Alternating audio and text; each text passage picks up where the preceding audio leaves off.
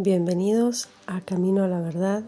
Hoy nos convoca la Parashá Tzav, que significa ordenanza o da una orden. Es la Parashá que va desde la sección de Levítico 6.1 al 8.36.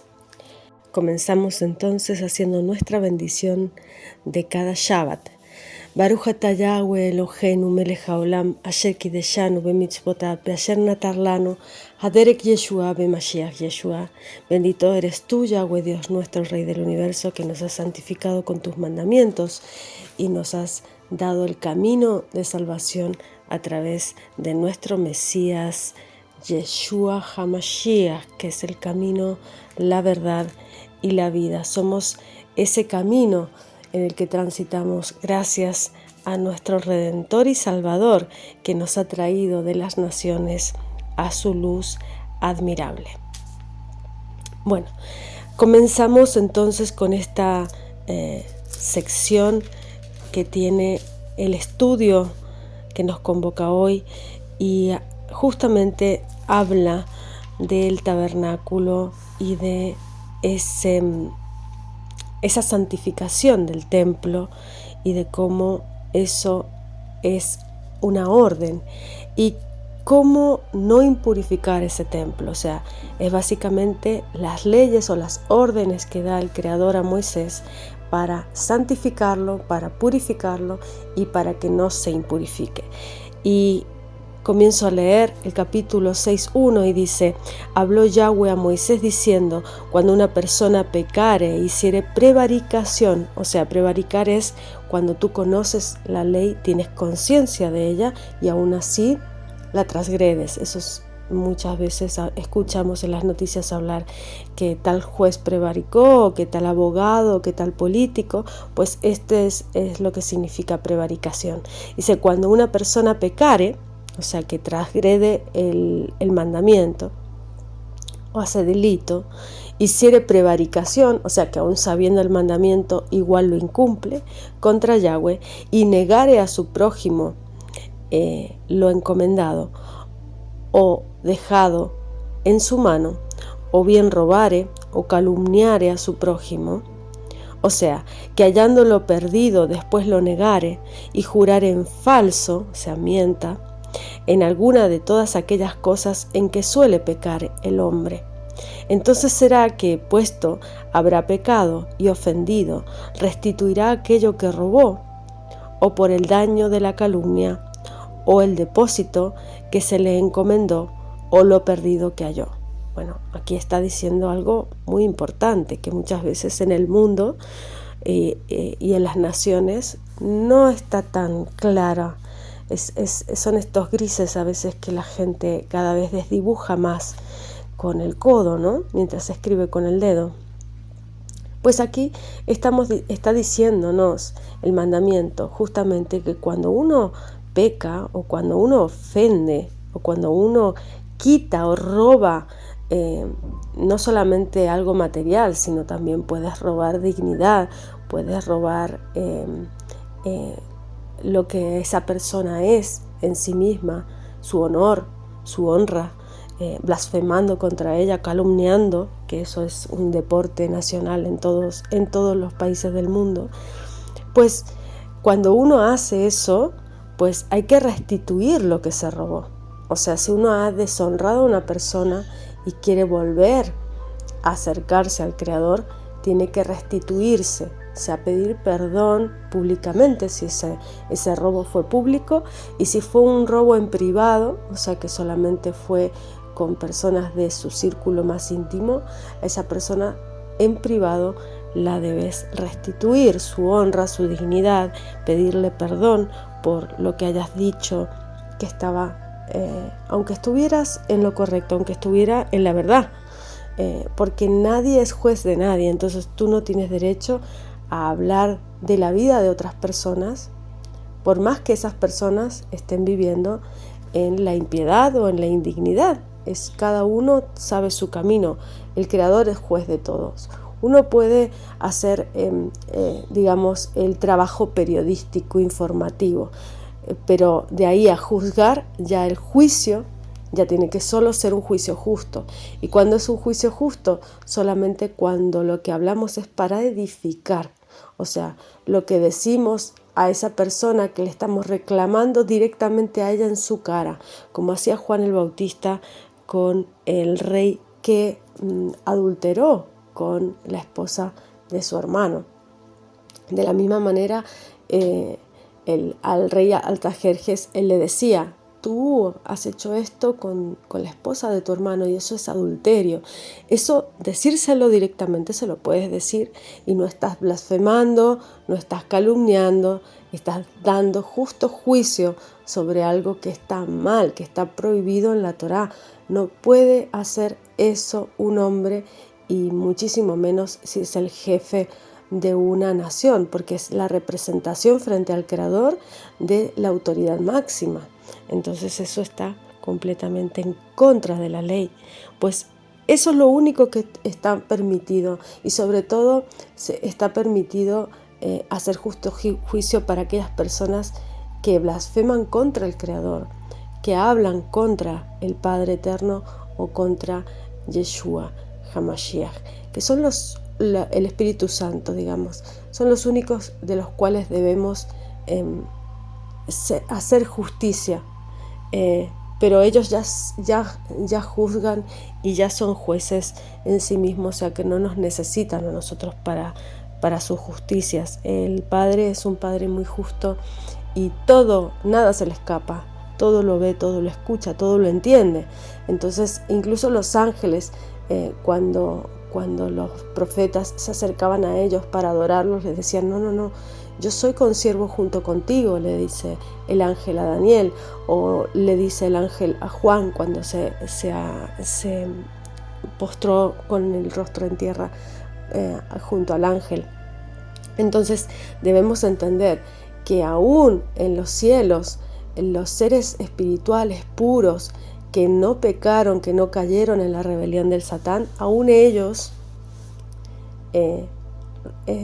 respetan y honran y no se colocan en una posición de jueces ni para ser adorados, en ningún caso piden el ad hora, o sea, el llevarse a la boca esa adoración. Dice: entonces será que, puesto habrá pecado y ofendido, y restituirá aquello que robó. Debemos restituir a esa persona o a ese efecto material que ha sido robado.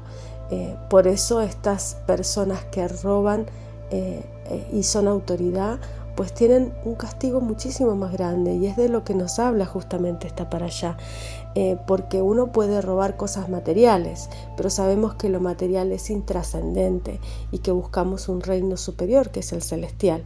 Por lo tanto, es mucho más grave aquellas personas que roban en lo espiritual, aquellas que se lucran de la angustia, de la ignorancia y de la falta de entendimiento de los fieles que buscan la palabra y que buscan a Yeshua.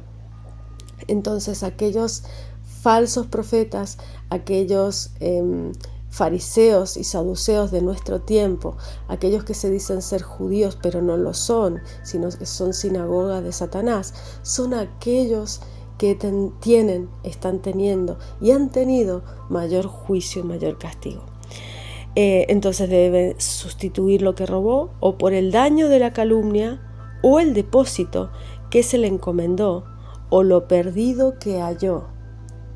Si tú encuentras algo por el camino y tú sabes que puede pertenecer a alguien, debes restituírselo a la persona que le corresponde, que es su dueña.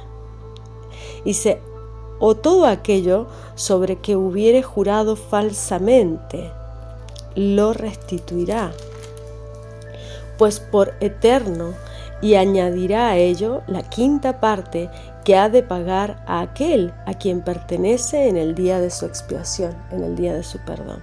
Entonces, además de devolver lo que uno da, debe dar una quinta parte más.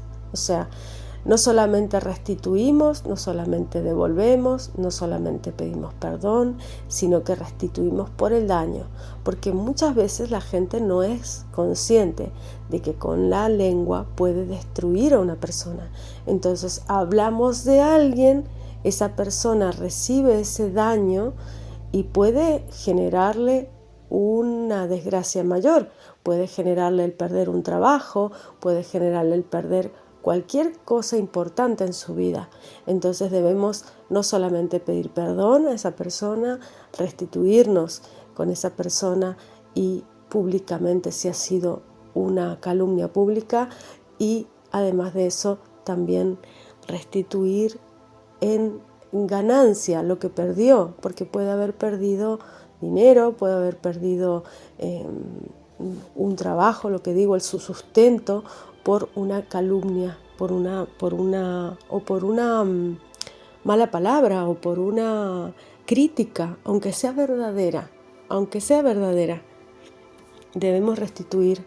Por eso Yeshua nos habla de amar a nuestros enemigos, porque no se trata de hablar y de criticar y de juzgar, sino de rescatar, de amar, de restituir almas y acercarlas al Creador.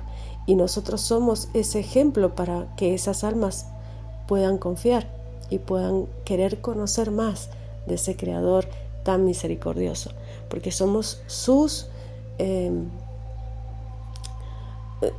representantes en este mundo, y debemos honrar y debemos sentirnos honrados, pero también responsables de esa gran responsabilidad, de ese gran trabajo que tenemos en reflejar lo que recibimos, lo que estudiamos, lo que aprendemos en la Escritura, en nuestra vida, en nuestra cotidianidad, en las personas que nos rodean.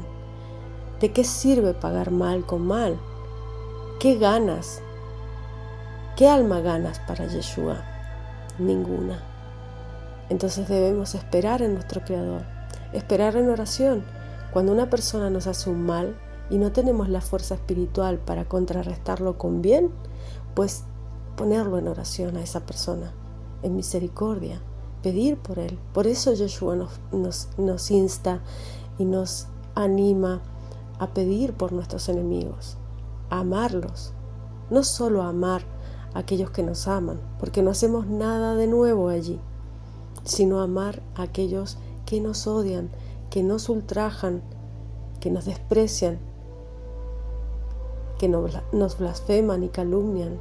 A aquellas personas a veces son las que más necesitan, y en esas personas es en las que encontramos después la mayor luz, la mayor bendición, porque hemos vencido al Satán, hemos roto con esa maldición al dejar de maldecirlos, porque ellos generan maldición en su propia ignorancia. Nosotros tenemos el conocimiento, por lo tanto debemos bendecir para que ese maldecir, esa mala palabra, esa mala boca se transforme en bien decir, en bendición. Y por su expiación traerá a Yahweh un carnero sin tacha de los rebaños conforme a tu estimación, al sacerdote para la expiación. Nosotros hemos sido perdonados por esa expiación, ese perdón que recibimos de ese gran sacrificio perfecto que fue en Yeshua en la cruz. Y así como nosotros recibimos, también debemos dar ese perdón, porque ese perdón nos fue dado gratis, sin ningún tipo de merecimiento, venidos de completamente el paganismo, de completamente la ignorancia y nuestra propia maldad y nuestros propios defectos.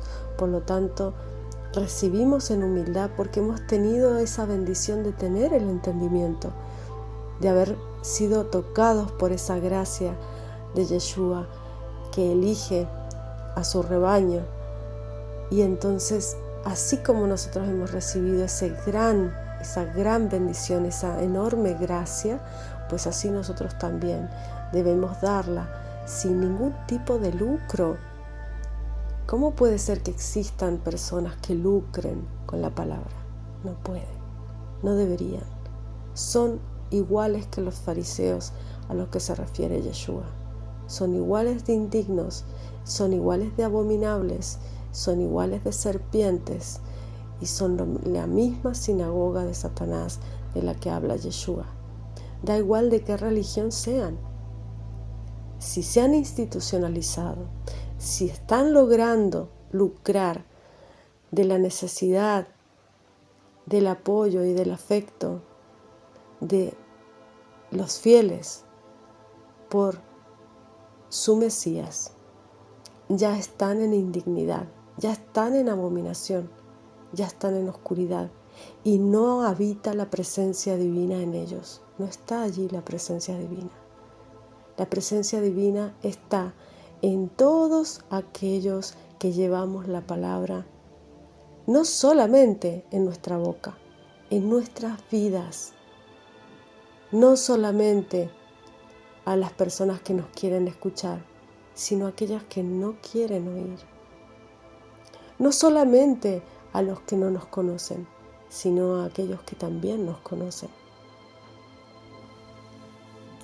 Habló aún Yahweh a Moisés diciendo: manda a Aarón y a sus hijos, diciendo: esta es la ley del holocausto, es holocausto para que se quema sobre el altar toda la noche hasta la mañana, el fuego del altar arderá en él.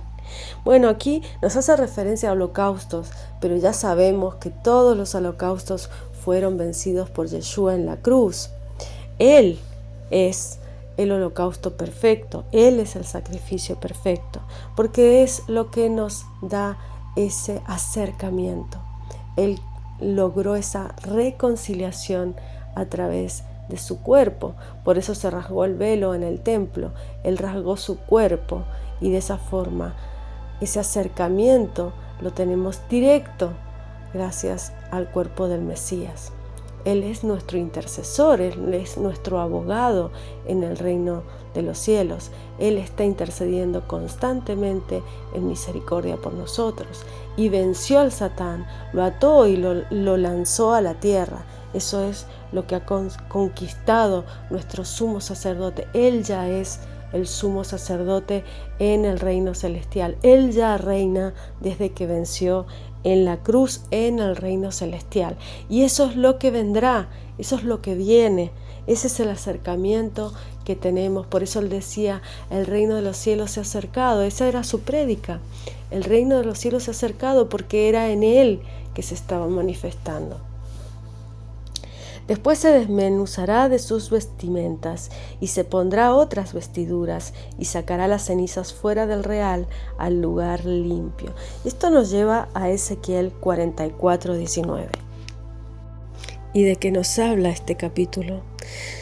Dice: y tornóme hacia la puerta de afuera del santuario, la cual mira hacia el oriente. Estaba cerrada. Y díjome Yahweh: esta puerta ha de estar cerrada, no se abrirá, ni entrará por ella hombre, porque Yahweh, Elohim de Israel, entró por ella. Estará por tanto cerrada. Para el príncipe, él se sentará en ella para comer pan delante de Yahweh. Por el camino de la entrada de la puerta entrará, y por el camino de ella saldrá. Esto es una profecía que aún no se ha cumplido y de la cual nos habla de nuestro Mesías, del cumplimiento de la palabra y cómo fue cerrada esta puerta, porque entró por ella, por esta puerta que da hacia el oriente y a través de la cual Yeshua entró y ahora en la actualidad está cerrada y por ella entrará y saldrá. Y nos habla justamente de este santuario, porque nos habla justamente de cómo debían ser los sacrificios, de cómo debía esparcirse la sangre, de cómo debían vestirse los levitas. Habla justamente del linaje de Sadoc, que son aquellos que respetaron y los únicos que lograron respetar el mandamiento y no lo abominaron.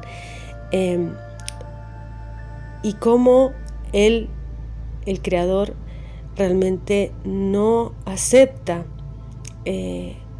cuando es abominación, cuando ha sido blasfemado su nombre, cuando ha sido ultrajado y abominado su santuario, y de esa forma Él rechaza después es el juicio sobre esos sacerdotes que ultrajaron el templo y el santuario. Y dice: y díjome Yahweh, hijo de hombre, pon tu corazón, mira con tus ojos y oye con tus oídos todo lo que yo hablo contigo sobre todas las ordenanzas de la casa de Yahweh y todas sus leyes, y pon tu corazón a las entradas de la casa y a todas las salidas del santuario.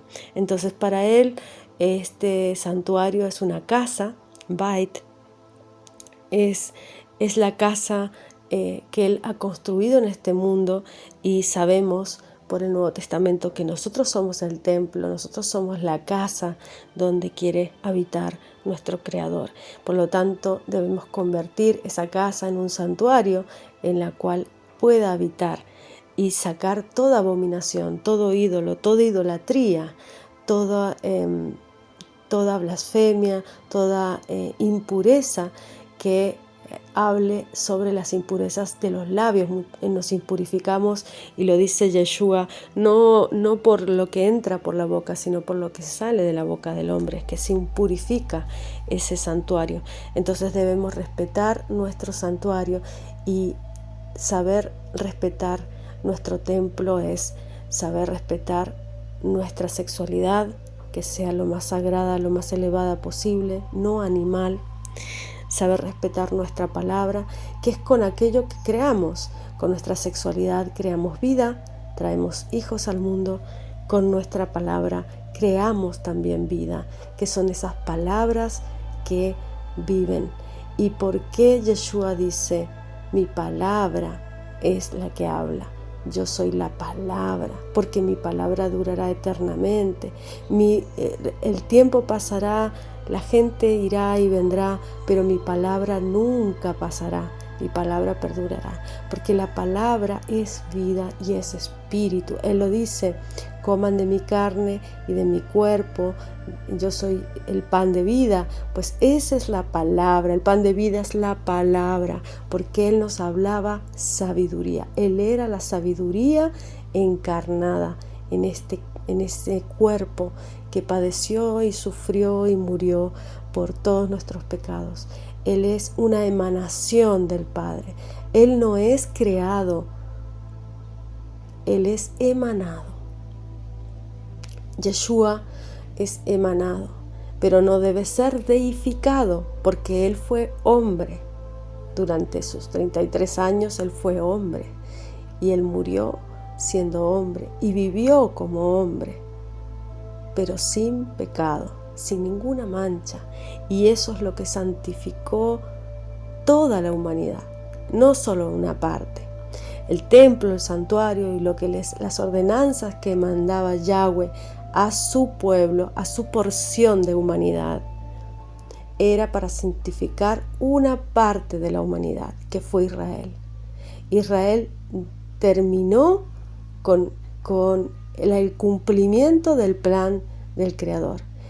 Israel fue esa parte de ese remanente que creyó en Yeshua, y a partir de allí comenzó el tiempo de los gentiles, que es nuestro tiempo, el tiempo de las naciones, que todas lleguemos a esta fe del Elohim vivo, del Dios de Abraham, Isaac y Jacob, Dios de vivos, no de muertos, porque todos en el Creador son vivificados. Y esto está en Marcos 12, versículo a partir del 24. Entonces, respondiendo Yeshua, les dice: no erráis por eso, porque no sabéis las Escrituras ni la potencia de Elohim.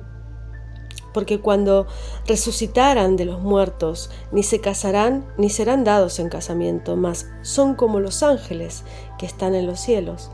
y de que los muertos hayan de resucitar, ¿no habéis leído en el libro de Moisés cómo le habló Elohim en la zarza diciendo: yo soy el Elohim de Abraham, Elohim de Isaac, el Elohim de Jacob?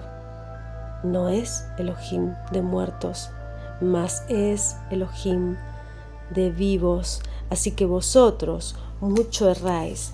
Pero ¿cómo? Abraham, Isaac y Jacob estaban muertos en la época de Yeshua. ¿Cómo dice entonces que son vivos? ¿Cómo dice entonces que están vivos? ¿Por qué dice esto? Y lo aclara en el versículo paralelo que está en Lucas capítulo 20, versículo 37. Dice: y que los muertos hayan de resucitar, aún Moisés lo enseñó en el pasaje de la zarza, cuando llama al Señor Elohim de Abraham, Elohim de Isaac y de Jacob, porque Elohim no es Elohim de muertos, mas de vivos, porque todos viven en él. Todos vivimos en Dios. Y aquí lo dice como la palabra Dios, porque este es un Reina Valera 1909, versión antigua. Y dice Dios, pero es Elohim. Dice: porque Dios no es Dios de muertos, mas de vivos, porque todos viven en él. Todos en él somos vivificados. Y esto está también en Éxodo 3:6, cuando se refiere a este pasaje, Yeshua, de la zarza, cuando Moisés se refiere al Elohim de Abraham, de Isaac y de Jacob. Por lo tanto, en Elohim es donde somos vivificados, y Él es un Dios de vivos. ¿Y por qué sabemos que somos vivos? Porque hemos sido nacidos en espíritu, y sabemos que hemos sido vivificados, porque en nuestra vida todo se transforma. Tenemos una mala concepción y un mal entendimiento de lo que es el amor, de lo que es la compasión, de lo que es la misericordia.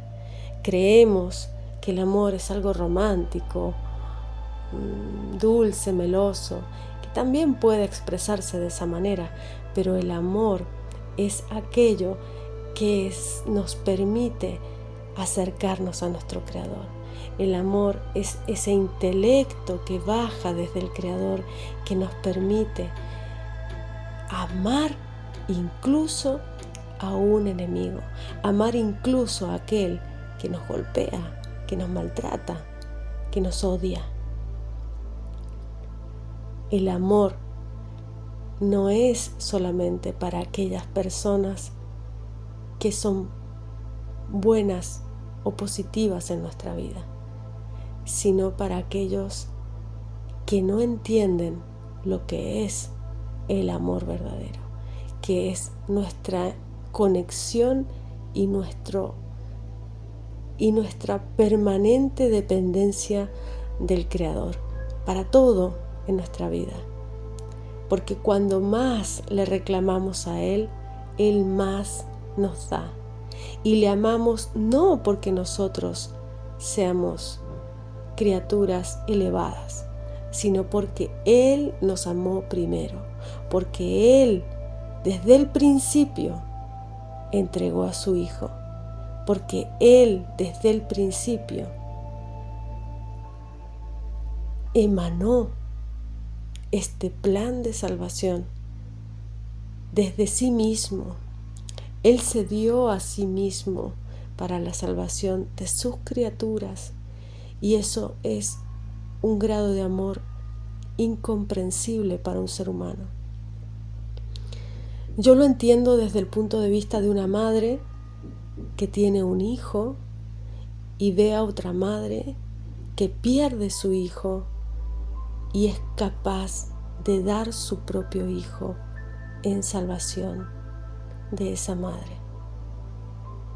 No podemos, no somos capaces de dar un hijo a otro, y Él dio su hijo a toda la humanidad, su único hijo, su unigénito, el primogénito, el que fue traído, pero que existía con Él desde siempre. Entonces es un sacrificio mucho mayor, es un sacrificio muy grande.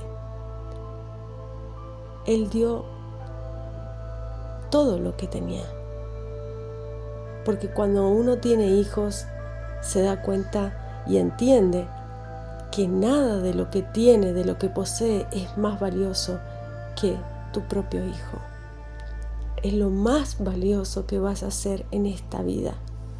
Un hijo, lo más importante, lo más sagrado, lo más elevado, lo más perfecto. Así seas un gran artista, jamás vas a lograr una obra de arte más perfecta que un hijo que puede crear por sí mismo, que puede desarrollarse y tener otros hijos. Pues asimismo el Creador hizo ese gran sacrificio, ese gran acto de amor verdadero, amor incondicional, que es el amor. ¿Qué es el amor? ¿Qué es el amor incondicional? Es aquel que uno da a alguien que no se lo merece.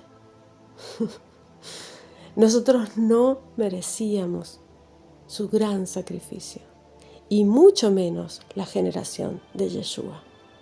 Y en esta parashá justamente nos habla de ello. Mateo 21, a partir del versículo 17. Y dejándolo se salió fuera de la ciudad a Betania y posó allí. Y por la mañana, volviendo a la ciudad, tuvo hambre. Y viendo una higuera cerca del camino, vino a ella y no halló nada en ella, sino hojas solamente. Y le dijo: nunca más, para siempre, nazca fruto de ti.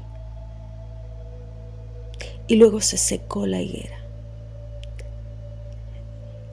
Esto tiene un símbolo fundamental. La higuera simboliza los líderes de Israel. ¿Y por qué lo sé?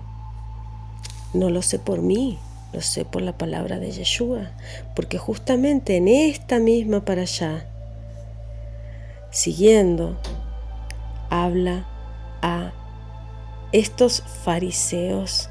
Dice: y como vino al templo, llegáronse a él cuando estaba enseñando los príncipes de los sacerdotes. Príncipes son los fariseos, príncipes de los sacerdotes, y los ancianos del pueblo, o sea, el Sanedrín, diciendo: ¿con qué autoridad haces esto?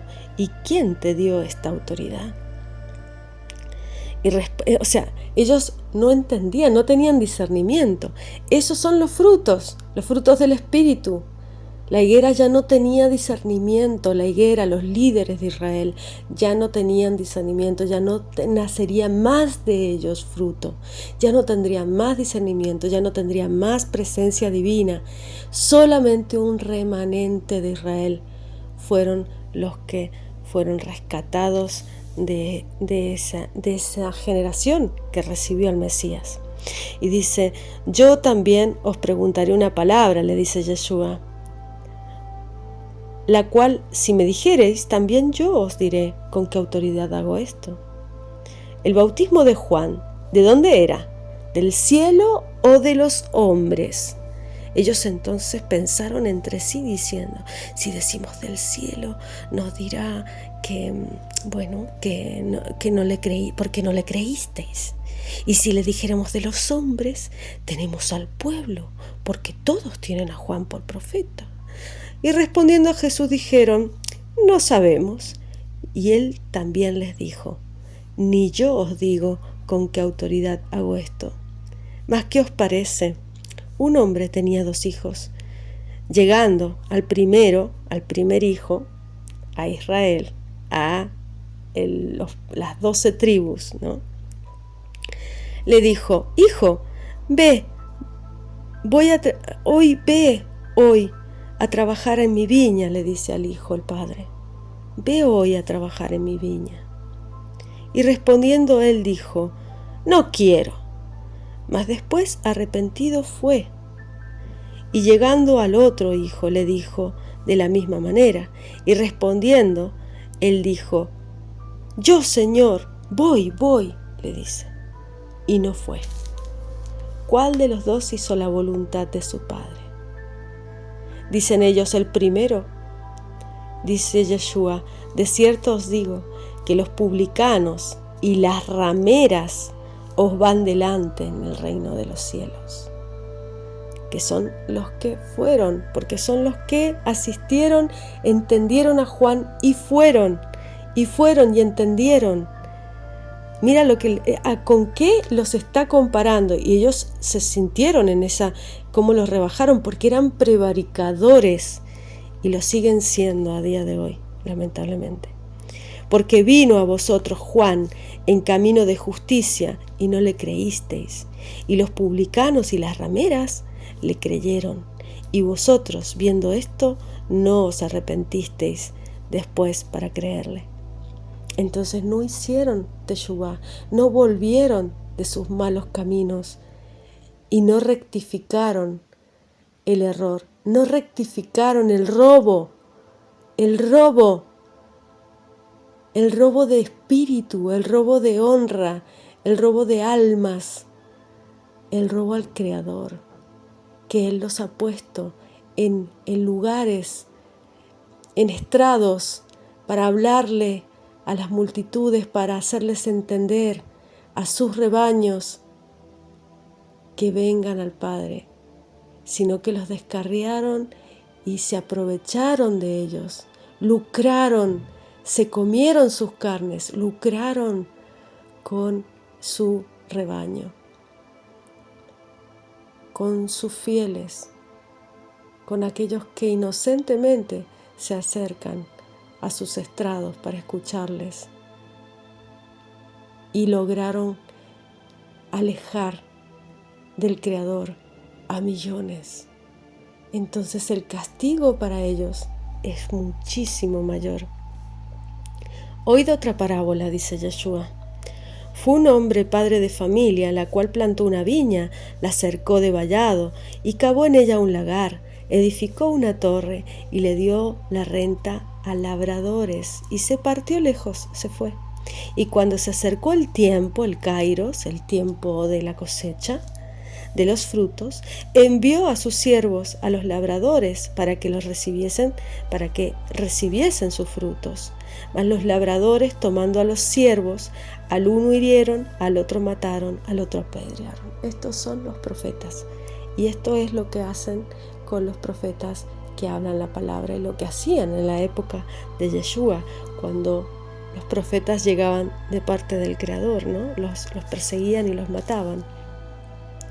Envió de nuevo otros siervos, más que los primeros, e hicieron con ellos de la misma manera.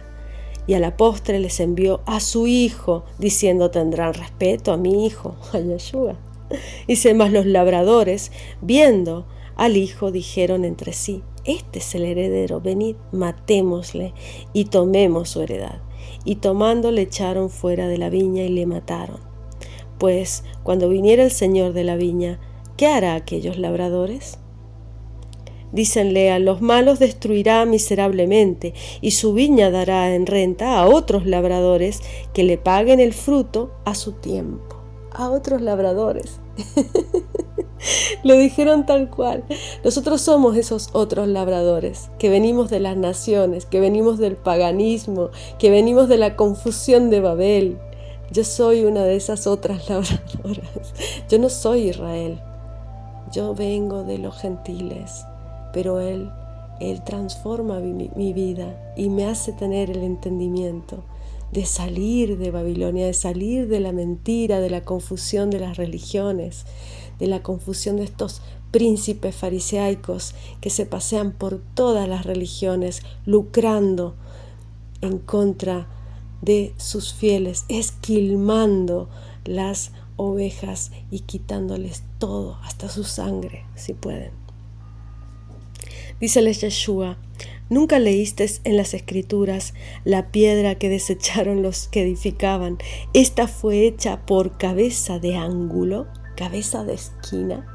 O sea, una piedra de ángulo es una piedra que no tiene comparación, tiene que tener unos diámetros y una forma muy específica, porque si no todo el edificio se viene abajo.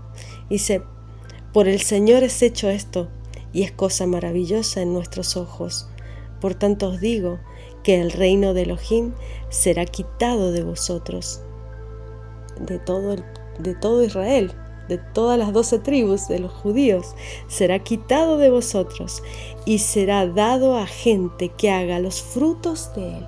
¿A quiénes? A todos, a todas las naciones. Este es nuestro tiempo, el tiempo de los gentiles. Y el que cayere sobre esta piedra será quebrantado, y sobre quien ella cayere le desmenuzará. Y esto nos conecta con Daniel cuando habla de esta piedra, de esta roca que viene y destroza el gobierno humano, destroza todas esas 10 dedos, esa confusión, esa mezcla de hierro y barro, esa mezcla de lo duro con la creación divina, de la dureza del hierro y de la ternura del barro, esa mezcla que hace que todo el ídolo humano, todo el ídolo creado por el hombre se venga abajo. Estas son esas instituciones, esas creaciones humanas, tanto políticas, económicas, educativas, que se están viniendo abajo frente a nuestros ojos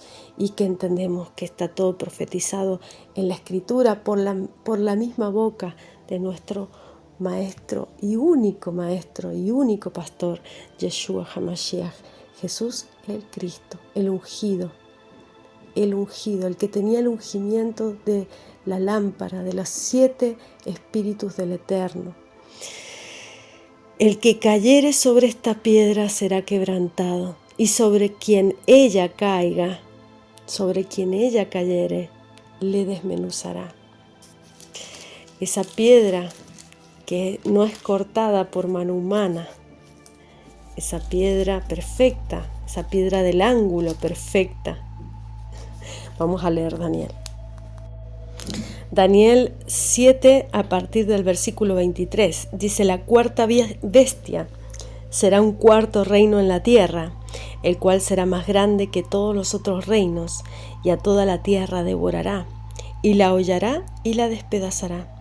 Y los 10 cuernos significan que de aquel reino se levantarán 10 reyes, o sea, 10 gobernantes, y tras ellos se levantará otro, el cual será mayor que los primeros, y a 3 reyes derribará.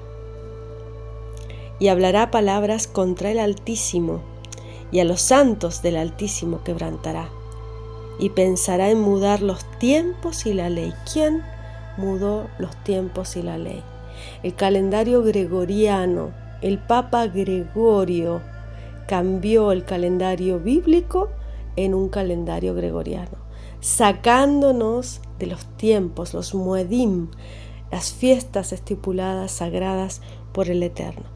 Y nos sacaron de la ley, por supuesto, porque empezaron a decir que era solamente para judíos, cuando la Biblia es un solo libro, desde el principio hasta el fin, desde Bereshit hasta Apocalipsis. Es un libro. Y sacaron lo que a ellos les parecía que debían sacar. Y la gente, en su ignorancia, en su sumisión, les escuchó y les aceptó, porque hubo una persecución terrible, masacre de fieles que se opusieron a cambiar el día del Shabbat, a cambiar las fiestas, a cambiar los tiempos y la ley. Esta es la bestia. Esta es la octava bestia, esta es la que destruyó a las otras 3, este es el que habla barbaridades contra el Altísimo, y a los santos del Altísimo quebrantó.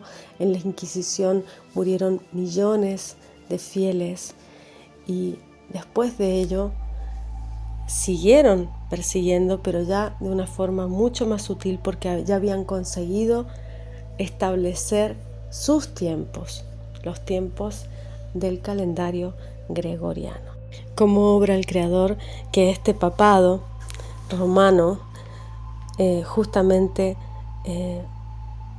fue durante todo ese tiempo en que después de la muerte de Yeshua en la cruz, que persiguió a la iglesia desde Constantino, transformando esos tiempos, instaurando su orden mundial para generar durante 1260 años esta persecución y finalmente derivar en esa completamente pérdida de la fe y tantas filosofías que luego surgieron en la época del iluminismo, ¿no?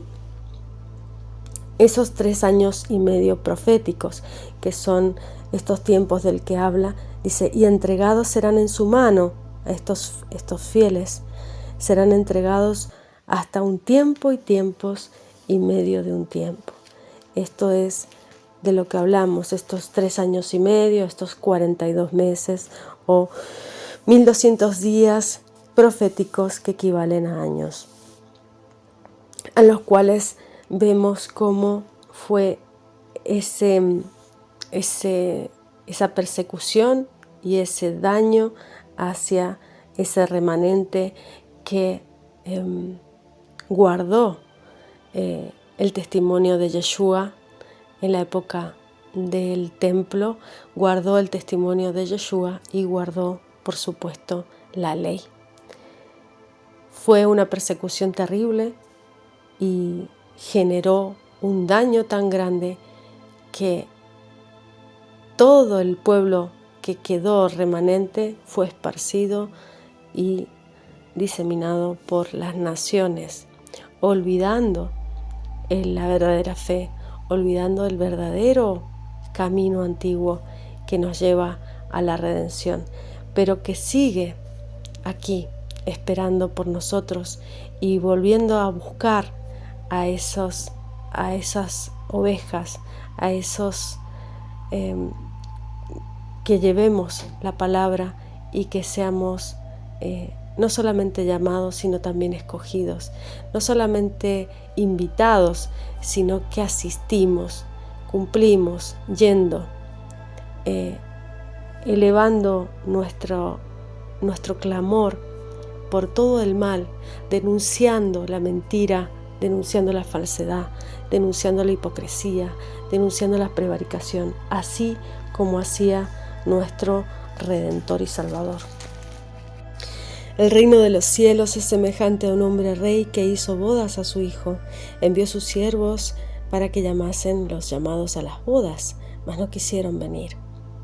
Volvió a enviar otros siervos, diciendo, decid a los llamados, he aquí mi comida, he aparejado mis toros, animales engordados o muertos, todo está prevenido, venid a las bodas. Mas ellos no se cuidaron y se fueron, uno a la labranza, otro a los negocios, otro tomando a sus siervos, los afrentaron y los mataron, a los enviados, a los siervos, a los shaliachim, a los profetas, los enviados. Y el rey, oyendo esto, se enojó y enviando sus ejércitos destruyó a aquellos homicidas y puso fuego a su ciudad. Entonces dice a sus siervos, las bodas a la verdad están aparejadas, mas los que eran llamados no eran dignos. Id pues a las salidas de los caminos, llamad a las bodas a cuantos hallareis. Y saliendo los siervos por los caminos juntaron a todos los que hallaron juntamente malos y buenos. Y las bodas fueron llenas de convidados. Entró el rey para ver a los convidados y vio allí un hombre no vestido de boda. O sea que tantos malos como buenos pueden estar vestidos de bodas.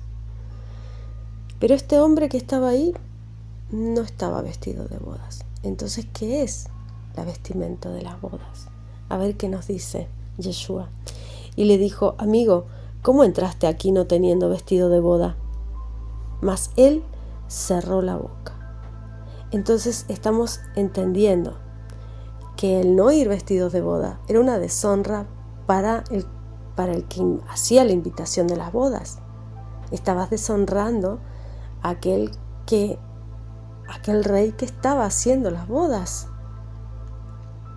Tú cuando vas de invitado a una boda, te arreglas mucho, te engalanas. ¿Por qué? ¿Por ti? No, por hacerlos felices a los novios. Entonces tú quieres estar de la mejor manera posible porque les conoces a los novios y los amas y quieres que ellos estén felices de verte de tu mejor versión. Pues eso es la vestimenta de las bodas. Nuestra mejor versión es nuestra gala, es lo que nosotros vestimos en la vida. Son las obras buenas que hemos hecho en esta vida. Porque le dice, mas este hombre que iba sin vestimentas de bodas, cerró la boca. Porque la palabra es lo que nos viste. Y él se quedó sin palabras, cerró su boca, no tenía qué decir, porque no tenía excusa. Él había tenido entendimiento, pero no había aplicado lo que había entendido, lo que había aprendido. No había compartido la palabra, no había dado palabra, no había hecho con esa palabra, con eso que había recibido, con este regalo tan grande de redención.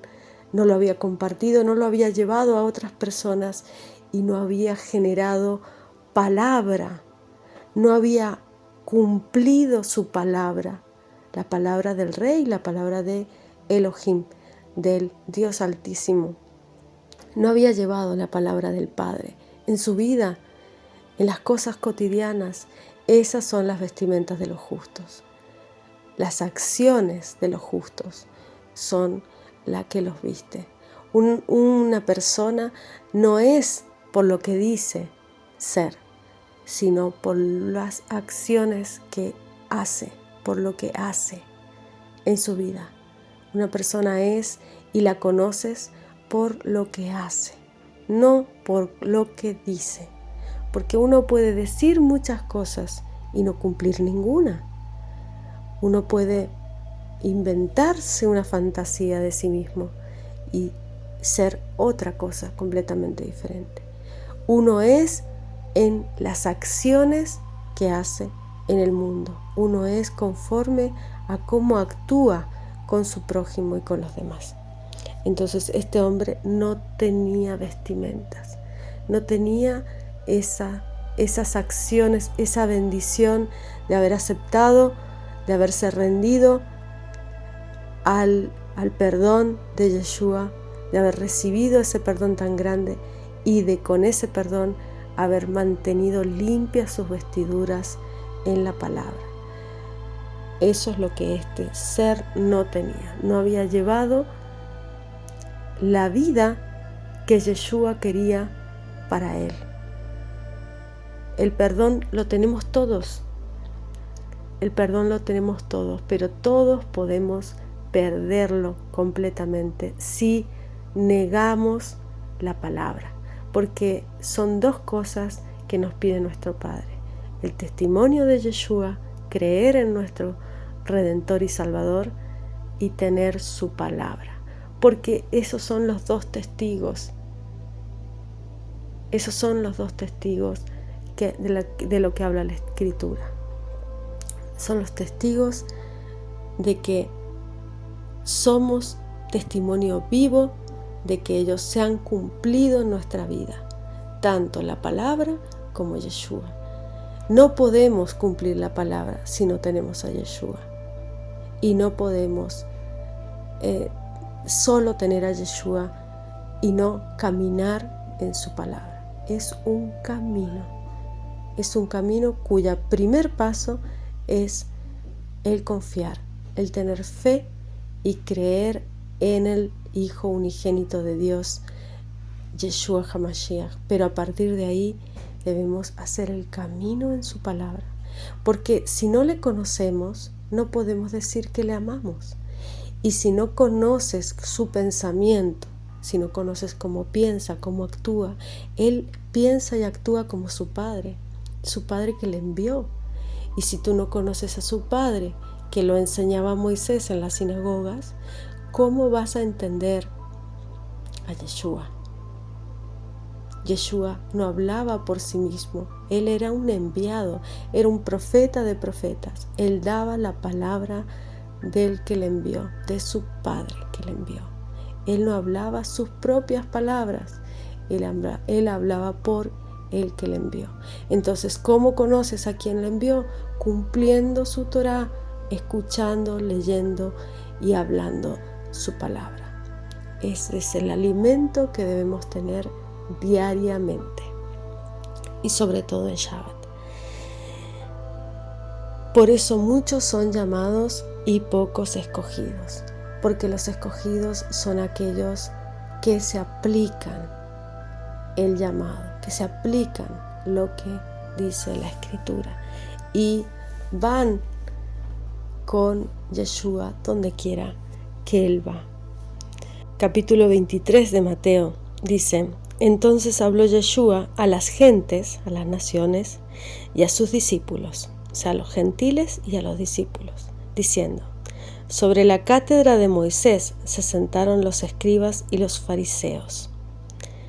Así que todo lo que os dijeren que guardéis, guardadlo, hacedlo, mas no hagáis conforme a sus obras. Entonces, ¿qué está diciendo aquí Yeshua? Habla de la cátedra de Moisés, o sea, habla de la Torá, del Pentateuco, de los 5 libros. Y dice, de todo lo que dijeren sobre esta cátedra de Moisés, los fariseos, dicen, debemos guardarlo y debemos hacerlo. Pero no que imitemos las obras de estos fariseos, porque dicen y no hacen, porque atan cargas pesadas y difíciles de llevar y las ponen sobre los hombros de los hombres, mas ni aun con su dedo las quieren mover. Antes, todas sus obras hacen para ser mirados de los hombres, porque ensanchan sus filacterias, que son los hilos, los tzitzit, que son para recordar los mandamientos de la Torá. Y se extienden los flecos de sus mantos. Aman los primeros asientos en las cenas y las primeras sillas en las sinagogas y las salutaciones en las plazas. ¡Ay, rabí, rabí! Y ser llamados de los hombres rabí, rabí. Mas vosotros no queráis ser llamados rabí, porque uno es vuestro maestro. Rabí es maestro en hebreo. El Cristo, el Mesías, y todos vosotros sois hermanos. O sea, solo tenemos un maestro, el Mesías. Y vuestro Padre, a vuestro Padre no llaméis a nadie en la tierra, porque uno es vuestro Padre, Abba, nuestro único Padre, el cual está en los cielos. Ni seáis llamados maestros, porque uno es vuestro Maestro, el Cristo, el Mesías. El que es el mayor de vosotros sea vuestro siervo, porque el que se ensalzare será humillado, y el que se humillare será ensalzado. Mas ay de vosotros, escribas y fariseos hipócritas, porque cerráis el reino de los cielos delante de los hombres, que ni vosotros entráis, ni a los que están entrando dejáis entrar. Ay de vosotros, escribas y fariseos hipócritas, porque coméis las casas de las viudas, y por pretexto hacéis larga oración, y por esto llevaréis más grave juicio. Ay de vosotros, escribas y fariseos hipócritas, porque rodeáis la mar y la tierra, por hacer un prosélito, y cuando fuere hecho, le hacéis hijo del infierno, doble más que vosotros. Ay de vosotros, guías ciegos, que decís, cualquiera que jurare por el templo es nada, mas cualquiera que jurare por el oro del templo es deudor. Insensatos y ciegos, porque ¿cuál es mayor, el oro o el templo que santifica el oro? Es mayor el templo. Cualquiera que jurare por el altar es nada, mas cualquiera que jurare por el presente que está sobre él es deudor. Necios, ciegos. ¿Te das cuenta del interés? Buscan el interés material solamente. Porque ¿cuál es mayor, el presente o el altar que santifica el presente? El altar, por supuesto. Por eso se destruyó el templo, porque lo habían generado como un ídolo para enriquecerse, para lucrarse, estos fariseos que a día de hoy todavía siguen existiendo en todas las religiones.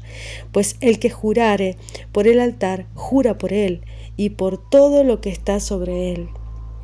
El que jurare por el templo, jura por él y por aquel que habita en él. Y el que jura por el cielo, jura por el trono de Elohim y por aquel que está sentado sobre él. Ay de vosotros, escribas y fariseos hipócritas, porque desmáis la menta y el eneldo, el comino, y dejasteis lo que es más grave de la ley, a saber, el juicio, la misericordia, la fe. Esto era menester hacer, y no dejar lo otro. Guías ciegos, que coláis el mosquito, mas tragáis el camello. Ay de vosotros, escribas y fariseos hipócritas, porque limpiáis lo que está de fuera del vaso y del plato, mas de dentro están llenos de robo y de injusticia. Ahí lo está diciendo. Esta es la higuera que se secó, que nunca más volverá a salir fruto. Los líderes, los pastores, los rabinos, los curas no tienen la presencia. No te digo que no haya buenas personas, pero están en el sitio y de la manera equivocada. Han institucionalizado el espíritu, han generado mercaderes de la fe. Y eso es lo que Yeshua odiaba y despreciaba más, el nicolaísmo. Fariseo ciego, limpia primero lo de dentro del vaso y del plato para que también lo de fuera se haga limpio. Ellos predican algo que no son. Ay de vosotros, escribas y fariseos hipócritas, porque sois semejantes a sepulcros blanqueados, que de fuera, a la verdad, se muestran hermosos, mas de dentro están llenos de huesos de muertos y de toda suciedad. Asco, asco. Así también vosotros de fuera, a la verdad, os mostráis justos a los hombres, mas de dentro llenos estáis de hipocresía e iniquidad. Estas son palabras de Yeshua, a que nunca las has escuchado en ningún templo ni en ninguna iglesia. No les conviene decir estas cosas. Ay de vosotros, escribas y fariseos hipócritas, porque edificáis los sepulcros de los profetas, adornáis los monumentos de los justos, y decís, si fuéramos en los días de nuestros padres, nos hubiéramos sido sus compañeros en la sangre de los profetas. Así que testimonio dais a vosotros mismos, que sois hijos de aquellos que mataron a los profetas.